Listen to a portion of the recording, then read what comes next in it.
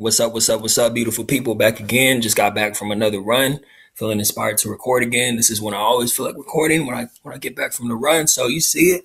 You see the hard work. You see the cardio. You know what I'm saying? You can't hit the weights all the time. You got to get your cardio in.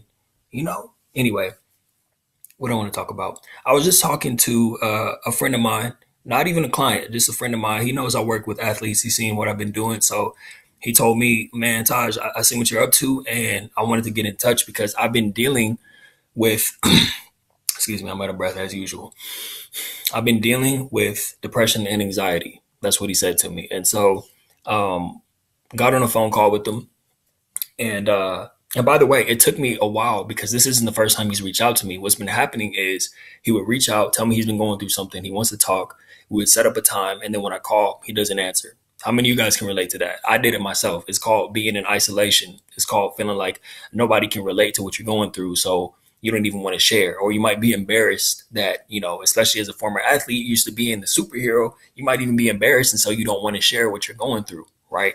Anyway, finally got on the phone with this dude. And what I was telling him was, it's okay.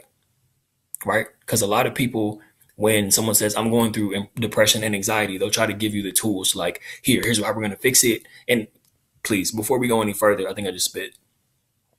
Hopefully you couldn't see it. I shouldn't have said anything, but I'm not going to edit this out. Before we go any further, just please know I'm not a doctor. So I'm not here to tell you whether you should or shouldn't go on medication. I will say, in my opinion, I think there's a lot of things you can do in your personal life to prevent the need for going on medication. Although medication obviously is necessary in some scenarios. Consult with your doctor, okay? Please.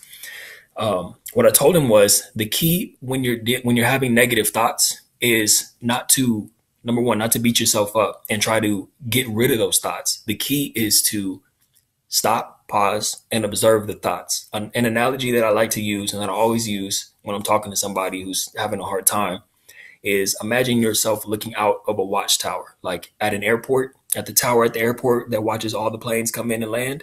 Imagine yourself looking out and you're just watching these thoughts come in. So here's a thought that says, I hate my life, or I'm depressed, or I shouldn't have had that pizza last night, or my job makes me miserable, or I feel lost and I don't know what to do. So you're just watching these thoughts come in.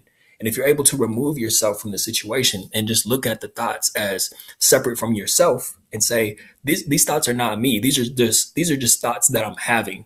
Right. And being able to make that separation makes all the difference in the world, because the best thing you can do to improve a negative mindset or negative thoughts that you're having is to catch those thoughts and replace them with better thoughts. So, for example, when I stopped playing football and didn't make it to the next level, I didn't even have a great college career. I used to have these thoughts of, I'm a loser, I'm a failure.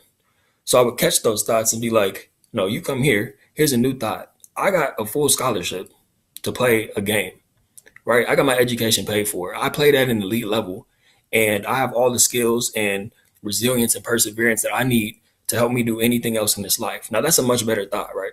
To replace that with. So I encourage you to do the same thing. The goal is never to be, nobody's ever happy 100% of the time. That's just not realistic. That's not even something you should strive for.